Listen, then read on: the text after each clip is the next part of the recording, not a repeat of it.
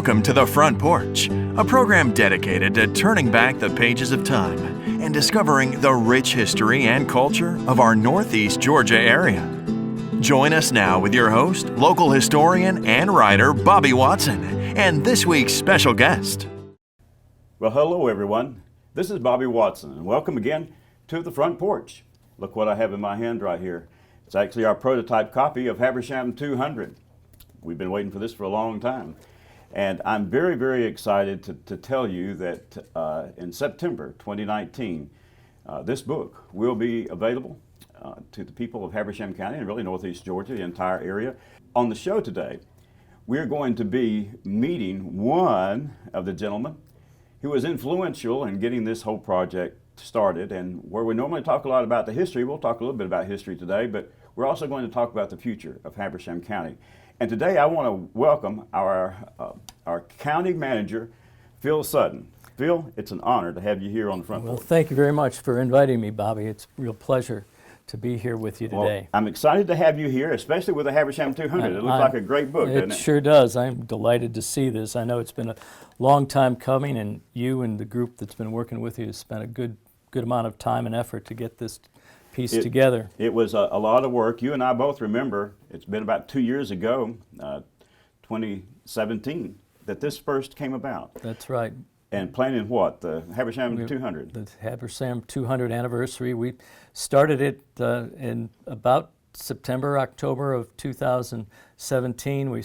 You and I spent some time here in Cornelia at the Big Red Apple. That's right. As the first public introduction of Habersham 200 to begin the celebration, and we spent the entire year doing various community festivals and activities to try to promote the 200th anniversary of Habersham County. It was an exciting time. It was an exciting year. In fact, I thought it turned out really, really well. I think the people got exposed to the history of the county and then got really excited. So did I. We tried to involve as many community groups as we could throughout the entire year. We went to each one of the festivals. We had, we had some presents and information booths describing the history of Habersham. Right. And it was, I think we had a lot of fun with it. I think I'm going to remember it a long time because I have little items in my office. Habersham 200, Habersham 200, yes. 2018, 200 years of Habersham. We put out quite a bit of promotional materials, and then we ended it up with celebration on the 200th anniversary, again at the community center right after the Christmas parade. Right. That was a great day, wasn't it? It sure was. They had a huge cake. I was so impressed. We had a great attendance there that day. Yeah, it was excellent attendance. And a great way to climax it. And I will tell you that Habersham 200, Phil, is the one legacy that will live on beyond our bicentennial year last year. That's one of the big hopes that I had, that your group would be able to put together this lasting legacy to describe where Habersham came from and where it is now. I'm very, very proud of what we were able to do. This is actually a culmination of not just my work. I did do a lot of work on it and wrote a good part of it. But Audrey Davenport took the project to the next level. She did a beautiful cover for this book. She wrote a very interesting section on the African American community in Habersham County and how it dates back all the way to the founding of our county. Mm-hmm. And then we had just regular people, not professional writers. In fact, let me mention that of all the people, and there's scores of people who were involved in this book, not a single one earned anything from it. We all donated our time together to it. And I think that's a great tribute to this county. Yeah. I remember when you were going through that, it seemed like you were meeting nearly every week with a group of writers, pulling together materials, pictures, and cataloging it all. That's exactly right. Every Tuesday, we would come together generally in the library up in Clarksville, and we would try to find out what was important to put in the book, who might be able to write this section or that section. And we were able to get to just common, ordinary people who would tell their story. And the first part of the book I wrote I found very, very interesting. In fact, I just reread this copy here. And by the way, this is a proof copy. The final copy will be out, as I say, the middle of September 2019. But as I was reading back through it, I was reminded of how much I learned personally about this county, reading this book. I'm really Right. looking forward to reading it once you get it published. Yeah, it's going to be very interesting. We tried as much as possible. I can guarantee you, I'll tell you this, I'm sure that people will find things in there that they may think are incorrect. And there may be some things in here that are not correct, because I've never heard two people tell the same history story the same way. That's But right. I can tell you, we tried very hard to give a balanced approach to this book. And I know you involved a lot of different stakeholders and different interest groups in the community to pull all that information together. we tried to make sure that every facet of the county and every different communities were all represented and all had a chance to put some input into what's been Mount Airy, Baldwin, Alto, all of them. And this is just a little side note. I think we actually put some of this on the back cover of this book. But I don't know what got me into it, Phil, but as we were talking one day, I thought, wouldn't it be interested to know exactly which of our municipalities is the highest elevation? Because we're talking about Mount Airy. You know. Well, is Mount That's Airy right. really the highest point? And so we got to looking at it, and the geographical survey or whatever, when you look up on Wikipedia or in an encyclopedia, and it says that Demorest is at 1,300, whatever it is, feet above sea level. They do that in the geographic center of the town. So in Demorest is right downtown, and in Cornelia it's right downtown. Clarksville the same way. And I was amazed to find that the second lowest altitude in the county is Clarksville. Is that right? I wouldn't have thought that. I would have thought it was one of the highest. Wouldn't you think that? I would have. And the lowest municipality is Demorest. Is that right? And they're so close to each other. And they're so close to each other, but think about it for just a moment. They're both on a river. Oh, that's right. So Clarksville is on the Sequoia River, and Demorest is on Hazel Creek, which will flow into the Sequoia River. Right. So the elevation between the two municipalities is less than 20 feet. But Demorest is a lower one, and then comes Clarksville. The highest one is actually Tallulah Falls. But if you were to measure at the bottom of the gorge, it would be by far the lowest one, variance in the fall. 900 feet. Yeah, 900 feet. But where the city hall is, main part of Tallulah Falls, is actually the highest point in the county. Well, that makes good sense. And then the second highest point is Mount Airy.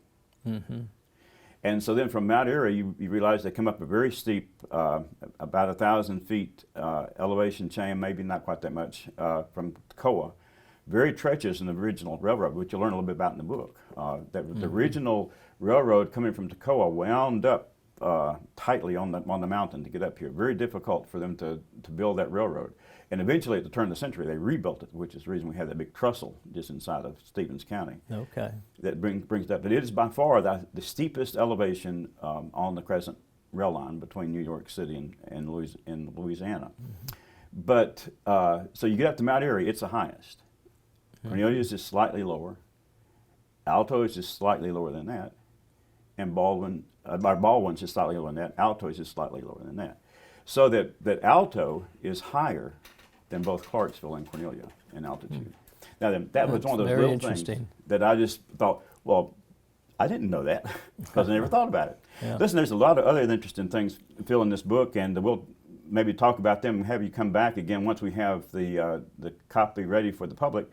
But in a moment, I want to talk with you about the future of the county. Okay. And I'd like to do so that with you. We'll share a few things, and thank you again for watching. It's going to be a very interesting show today. In a minute, we're going to talk about the future of Habersham County. Don't go away. Come right back. Finally, TV made for you. Introducing the all-new Kinetic TV, the next generation of entertainment. With multi-streaming, watch different programs on multiple devices at the same time. Over 10,000 video on-demand movies and shows. Plus, Kinetic TV gives you the power to instantly watch 72 hours of previously aired programs with replay. Never worry about forgetting to record a show. Experience the future of entertainment with Kinetic TV. Welcome back, everyone, to the front porch. Great day today. It's very, very interesting. We've been talking about our new book coming out in September, Habersham 200. But I am proud to have Phil Sutton here with us to talk with us about Habersham County itself. and not just the past, but also the future. And Phil, I know that you are our county manager. Now then, I know many of the leadership of Habersham County. I think I probably have met them all, know some of them very, very well. And I know that the leadership of the county and the elected officials well enough to know that it must be like, I don't know, trying to herd in a room full of cats or something to get them all on the same page. What's it like being a county manager, and how in the world did you get into such a position? Yeah, that's an interesting question. Of course, I started out in the private sector working for the Wrigley Company, and came into Gainesville and Hall County, worked my first 5 years there, then on to Athens, then back to Hall, and now I've been here in Habersham for about 6 years. I've enjoyed every minute of it. It's a great people, great place to live, and it's the interesting thing about being county manager is the vast number and different types of work that we do in the county. You know, from public safety to courts to parks, airport and industrial parks. There's many different types of. If this doesn't keep you interested, nothing will. I bet so. Oh, I know that we're north of Hall, and with the exception of Hall County, when it comes to extreme northeast Georgia, Habersham is really the largest functioning county. It is. It is. There's a lot going on here. It has its own unique characteristics, and I think its own economy, and it's quite an employment area as well for this area. We draw in people from a number of other counties to work here, to shop here, and so it is certainly an economic center for this area. In your opinion, what is a prospect for the future economically? Are we bringing in new industry? Are we bringing in new people? Yes, it's. Some of us would like to see it come faster, but it's sort of a metered pace right now. But we've been, which is not bad, is it? Which is not bad, and you can plan. And we've got the industrial park is now completed. We've got two buildings under construction right now, and we've recently sold a couple of lots in the industrial park. So we're seeing new industry come in, which is very encouraging. We've finished up the parallel taxiway at the airport, and we've found a lot of businesses that are interested in us because the airport that we have. And so that project, federally funded, about 95% of it's funded by federal or state grants, and so our local contribution is fairly small, but it's a big asset, and working the industrial park and the airport together as a seamless project I think will really see benefits in the future. We could be sitting in a pretty good location. I haven't thought about it before, but the fact that we are in a sense the Atlanta extended area, yet you can do business here even nationally or internationally without getting involved in the daily grind and et cetera, being in Atlanta, while still having access to that major corridor if you need it. And that's exactly right. We've got rail transit, we've got airport, we've got 4-lane highways. That's exactly right. And we've got everything we need, and we're far enough out from Atlanta and Gwinnett metro area that we all have some breathing room, don't we? That's right. Well, not to go back. Everybody likes that. So we've got the rural atmosphere, but we've got some of the assets that you'd want to have for a good business environment. Old history guy here, but that's exactly the reason that the very early prohibitionist people who were involved in trying to create the ideal town, that's what brought them to Habersham County at the end of the 19th century, was the fact that they had direct rail links to Atlanta and thus everywhere in the whole country. Yet they were separated from Atlanta, and it was rural. They could create their own town. So it's a beautiful area. And having the world famous Crescent Line run right through the center of Habersham County, gives us that national presence too. Right. I wish the Crescent would run through during the daytime, though. I always hated that they missed the apple at night while everybody's sleeping overnight. But that's a whole other story. I know that we have several challenges, though, that are facing the county. And I know that one of the biggest challenges that's coming up this fall of 2019, is the county jail. Right. And kind of give us some background here, because the voters are going to have to make some important decisions about the county jail. First of all, what is the state of our county jail now? And what do we need to do to improve the situation? Well, that's a great question, Bobby. And there'll be a referendum. The commission has called for a voters' referendum to vote on a bond to fund the jail, Right. general obligation bond. And the reason is that the jail, built in the mid-1990s, has really outlived its usefulness. We've outgrown it by the number of inmates. It was built for 130 inmates. We now have days where where the sheriff will have up to 240 Oh, inmates. wow. So it's common for him to have to farm out to other counties 60 inmates, sometimes Oh, my. more. There's certainly an expense, but more of that. But more importantly, it's a liability issue. There's a trying safety issue and a involved in safety that. issue, transporting people around from various counties. We may have to bring 40 inmates in a day from some other county to be at court. Right. And so it's a logistic, it's really a logistic problem. The jail itself is no longer compliant with about 70 different issues that it has with the current facility. It just no longer meets current standards. Right.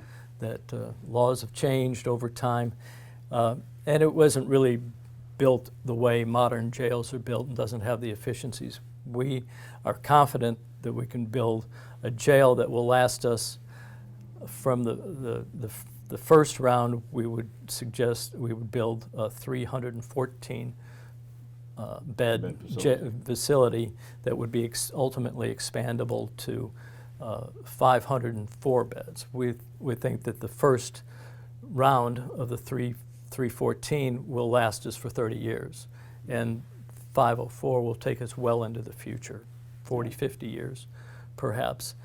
And it will be an efficient jail, and it'll have the right.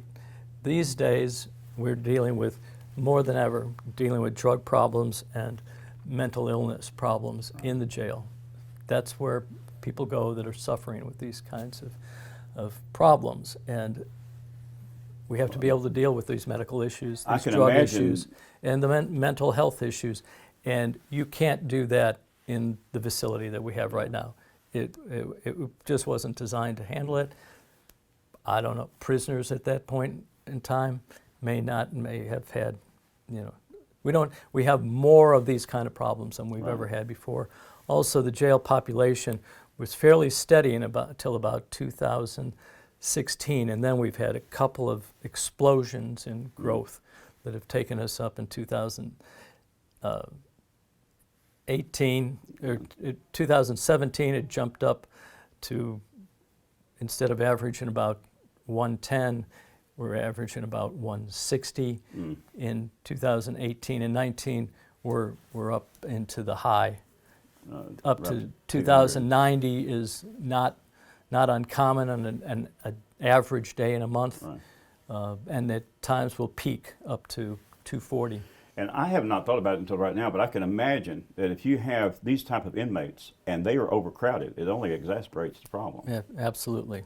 It Well, listen, exacerbates the problem. It's time for us to take a break, but I want us to come back and talk about financing this project, because Okay. I think the people need to know about that. Listen, thank you. Boy, it's an important session of the Front Porch today. I hope you'll stay tuned, because we have some important information that you'll need to have in the next segment. So stick around and come back and see us on the Front Porch.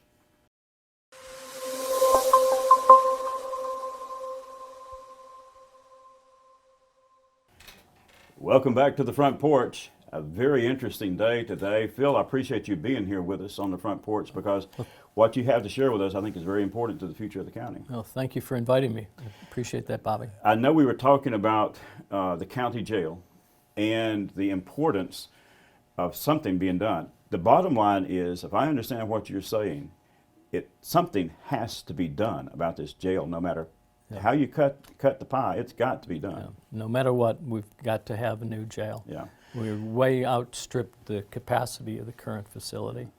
So now then, I know that the county put up for referendum this fall, so in November 2019, the people of Habersham County will be voting whether to take on this obligation bond. What did you call That's it? right. General Obligation bond. And if they do that, then is there a plan for the building itself? Do we know what we're buying here? Yes. We have schematic drawings of the building that are very detailed, and we're ready to put the drawings out to bid. Yeah. And to begin to have an architect begin doing the construction drawings, which would ultimately be bid to hire a contractor to Right. actually build the building. But we have a very clear layout for what the jail would look like and what the jail would cost. Right. So we know it, And we have the location. The location is adjacent to the current jail. so that all the ducks are in a row. If the county does approve this bond, then we are ready to go to work on We're getting ready that to go to utility. work immediately Yeah. to get it built. So let's talk about how we finance this thing here, because it's financed obviously with a bond, but we have to pay that bond Right. back. And the bond, for a $31 million bond, the debt service is about $1.8 million a year. It's paid for by ad valorem tax, property tax. So to the average homeowner, it would represent about $71 a year would be the Increase in cost. their taxes. And an increase in the millage rate. Right. That's And right. of course, I suppose that goes on as far as commercial taxes too. Does that That's affect true. them as well? It affects them as well. But what happens if we do not approve this? Because we are still spending money trying to get these inmates into other facilities, the Right. transportation costs back and forth, the Yeah, safety issues. Until we can build a jail, we're farming people out to other counties, which is very risky and very, very time consuming for the staff. It takes a lot of the sheriff's deputies outside of the county when we'd rather have them inside of the county doing the work that's necessary. Instead, we might be bringing in 40 inmates from other county jails that are spread out over North Georgia in order to get them to court in the morning. Now, Very, very inefficient and very risky. Problems with inmates happen when you move inmates. Right. And so to be moving this many inmates every single day is quite a risk. So ultimately, we need to have a jail that's close to our courthouse. so that We have to keep in mind that most of the people in jail are pre-sentenced. They're not sentenced yet. Right. They're innocent until proven guilty, and we have to be able to make sure they're available to the court Right. because most of them are waiting to get their day in court. So we are now farming out the use of other county jails, which I'm guessing there'll be Hall County, White County, maybe, and Stevens County. Is that most? That's some of them. Lumpkin County is- gets a lot. Jackson County as Are well. our facilities that much subpar to what their facilities are? Yes, yeah, our facility, we've had it reviewed by an architect, and we have probably 70 different violations. Oh, really? Which are very, very troubling that we have to, and the current facility, we can't just retrofit it and Right. bring it up to standard. We've had the architects look at that, and it was not built like a modern jail. So- And so the sheriff has worked diligently to try to make sure that we've have it Exhausted function. We've exhausted every everything. opportunity to get it as functional as we possibly can, but it still doesn't meet standards. And it sounds to me like the leadership of Habersham County and the Sheriff's Office have done a better job in preparing for 30 and 40 years out than was done back in the 90s when they built this Yeah, facility. unfortunately, the people that built that building were not jail experts, and Right. it wasn't built to current jail standards. Right. So the bottom line is, if you're listening to this and it's still before our election in November, you need to take a very, very careful look at this. I know that I will, Phil. You know, I'm very, very I hope reluctant. the public takes it very seriously because it's I'm a very, very reluctant to serious say, hey, I matter. want to increase my taxes or I want to, vote for this. But in this case here, I'll tell you, I'm considering this very carefully because this one's really important. This is not a park somewhere. This is not something that can be put off a few years. This is an urgent. This is a very necessary expense. This is one of the things that counties were founded to do. They were founded to maintain public safety and keep the county jail. Yeah. Well, let me ask a question, and I'm sure someone who's watching this may have. This appears to be our most urgent need for the next foreseeable several years. If we vote to bite the bullet and say, yes, we need to have this jail and we're going to do it, next year are we going to be coming back for a different facility or another facility? Because I know we have built the courthouse, we have built the administration building, other things that have come up for the county to build, and we have splosh boats and all this kind of stuff. Is there something else that's lurking out there that's going to be hitting us, or is this something we need to pay attention to? This is by far the biggest single issue that the county has facing it at the moment. Although next year is the renewal of SPLOST. Right. SPLOST is a 6-year program, and next year is the end of that 6-year time period. And so, yes, we will be going back to the voters to ask them to extend sales tax for roads and bridges and the other projects that are usually funded with that sales tax. That's a little bit different kind of tax, though. It is. And the good thing about a sales tax, of course, is that we're an economic center for this area, and so anybody coming into the county that spends money, buys services, or buys goods here helps to pay for our county roads, pay for our infrastructure, and pay for improvements that are necessary because they're using our county's resources as well. So sales tax is something that's paid for by anyone that comes into the county, and it's very efficient use of funds. Well, I've always been kind of a proponent of sales tax, really, be honest with you, as opposed to property tax. But I understand the situation with the courthouse is urgent, and it demands our attention. It does. And there's one other thing I wanted to ask you about, Phil, before you go, and we haven't got but just a couple of minutes here. What is the status on the Habersham Medical Center and their relationship to the Northeast Georgia Medical Center? Okay. Well, it's beginning in July 1st, Habersham Medical Center started supplying emergency room physician and the hospitalist physicians that work inside the hospital. Okay. That arrangement is in place and going forward. Also, about the same time, our local hospital authority, Habersham Hospital Authority and Northeast Georgia Medical Center, agreed to a letter of intent, an LOI, where they're talking about how to support the hospital over a 5-year period. Right. Ultimately, at the end of that 5-year period, the goal would be for Habersham Medical Center to acquire Northeast Georgia Medical Center would acquire Habersham Medical Center under certain terms and conditions. But in the meantime, for the next 5 years, there would be an infusion of cash from the Northeast Georgia Medical Center into our local hospital to help pay for capital projects. Right. And after 5 years, then the two boards will Discuss what happens next. It's in a sense, it's kind of like a test run, trial run to see how this relationship would work. Absolutely. Yep. But Well, listen, in the Phil, meantime, they'll be working together, and so that'll be a good thing. That's a good thing because you have the expertise, the specialists. If you need to be down there for a certain reason that they can't take care of here, I'm sure that there's that cooperation factor certainly helps in those medical situations. That's absolutely correct. Phil, it's been an honor to have you here with us. Thank you very much, Bobby. We appreciate the Let invitation. me thank you for your service to the county. Well, thank you. Because I know, I've watched it from the side, I know that you got a big job, and we appreciate your hard work. Well, thank you very much, Bobby. Thank you, Appreciate it. too, for watching The Front Porch, and I hope you learned a lot today. I know I have. Listen, I hope you come back for the next episode of The Front Porch. In the meantime, hope you have a great day.